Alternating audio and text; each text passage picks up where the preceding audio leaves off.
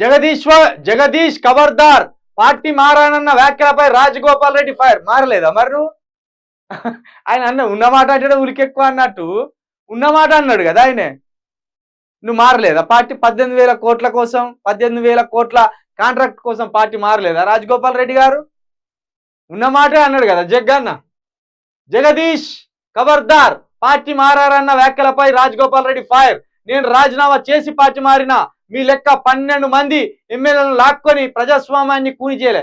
ఈ 12 మంది అమ్ముడు పోయినోళ్ళు కూడా నీ పార్టీ వాళ్ళే కదా. మరి నువ్వు ఆ పార్టీకి అమ్ముడు పోయినట్టు, బీజేపీ పార్టీకి నువ్వు అమ్ముడు పోయినట్టు, అప్పుడున్న 12 మంది కాంగ్రెస్ వాళ్ళు అప్పుడున్న కాంగ్రెస్కి అమ్ముడు పోయింది.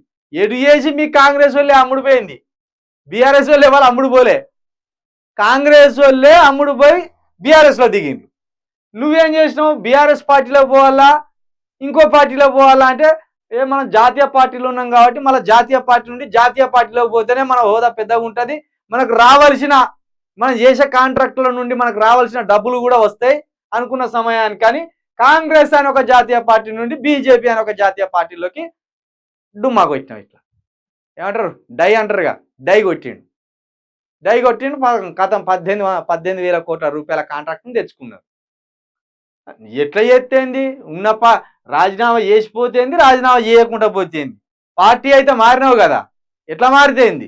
పార్టీ మారినావు నువ్వా నాకు చెప్పేదని జగదీశ్వర్ రెడ్డి అన్నాడు. అవసరాల కోసం 18,000 కోట్ల కోసం పార్టీ మారిన నువ్వు నాకు చెప్తావా? నేను తెలంగాణ పార్టీలో మొదటి నుండి ఉన్నా అని జగదీశ్వర్ రెడ్డి అనే వారికి ఇక రేషం బుడ్స్కొచ్చింది. వీళ్ళకు రేషం బుడ్స్కొచ్చి మీ లెక్క మీ ప్రజాస్వామ్యాన్ని కూని చేయలే. యాదాద్రి థర్మల్ ప్లాంట్లో జగదీశ్వర్ రెడ్డి 10,000 కోట్లు తిన్నాడు, మంత్రి కోమటిరెడ్డి వెంకటరెడ్డి. మరి 10,000 కోట్లు తిన్నప్పుడు మీరేమని సంఖ నాకిన్లు? 10,000 కోట్లు తిన్నాడని మీరే జడ్జిమెంట్ ఇస్తాను కదా. మరి అధికార పక్షంలో ఉన్నప్పుడు మీరు అప్పుడు జాతీయ స్థాయి పార్టీలో ఉన్నారు, చక్కగా పోయి అక్కడ ఆల్రెడీ మీ తమ్ముడు కూడా అప్పుడు బీజేపీకి పోయిండు. ఆ బీజేపీ దగ్గర నుంచి 10,000 కోట్ల ఎందుకు అక్కించలేకపోయిన్లు? ఎందుకంటే 10,000 కోట్లు తిన్నారని వీళ్ళ దగ్గర ఆధారాలు లేవు, అది తిన్నట్టు కూడా ఎక్కడ లెక్కలు కూడా లేవు. ఎవరి నోటికి వస్తే వాళ్ళు చెప్తాను అన్నట్టు. ఇప్పుడు ఇక ఈయన 18,000 కోట్ల కాంట్రాక్ట్ తీసుకున్నాడు అని ఈయన ఒప్పుకున్నాడు, ఆన్ రికార్డెడ్. అది రాజగోపాల్ రెడ్డి 18,000 కోట్ల కాంట్రాక్ట్ నాకున్న వాస్తవం నిజమే, అది ఉన్నది అన్నాడు. మరి ఇప్పుడు ఇక 10,000 కోట్లు తిన్నాడు అనేది ఏమన్నా ఆధారం ఉన్నదా, ఏమన్నా ఆన్ రికార్డెడ్ ఉన్నదా? ఒకవేళ తిన్నాడు అనే అనుమానం ఉంటే మీరు ఎందుకు ఎంక్వైరీ చేయమని మీరు ఓ ప్రైవేట్ ఫీల్డ్ కానీ లేకపోతే మీ తమ్ముడు బీజేపీలోకి వెళ్ళిండు కదా, బీజేపీ నుండి కానీ ఒక ఎంక్వైరీ ఎందుకు చేయించలేరు? ఎందుకంటే జరగలేదు కాబట్టి. జరుగుతానేమో చిన్న ఆధారం దొరికితే మీరు ఏకంగా ఎవరినో ఒకరిని లోపలేస్తారు, అది జరగదు. ఇద్దరు అన్నదమ్ములకు కలిసి నిన్న కబడ్డీ ఆడుకున్నట్టు ఆడుకున్నాడా ఎవరు? జగదీశ్వర్ రెడ్డి.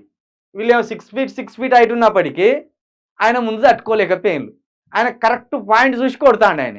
ఇక వీళ్ళు ఇంత ఎత్తున్నా కూడా వీళ్ళకు బుర్ర పని చేస్తలేదు. అది జరిగింది నిన్న. ఈయన అంటాడుగా రాజగోపాల్ రెడ్డి, పొట్టోడా అంటాడు ఆయన జగదీశ్వర్ రెడ్డిని. మరి నిన్న పొట్టోని దగ్గరనే ఓడిపోయింది ఇద్దరు కలిసి. ఇద్దరు అన్నదమ్ములు కలిసి మళ్ళీ బాహుబలి ఉన్నట్టున్నారు. మీరు బలవంతులు ఎక్కున్నారు కానీ ఆయన ఆడుకున్నాడు, మీ ఇద్దరిని చెండాట ఆడుకున్నాడు.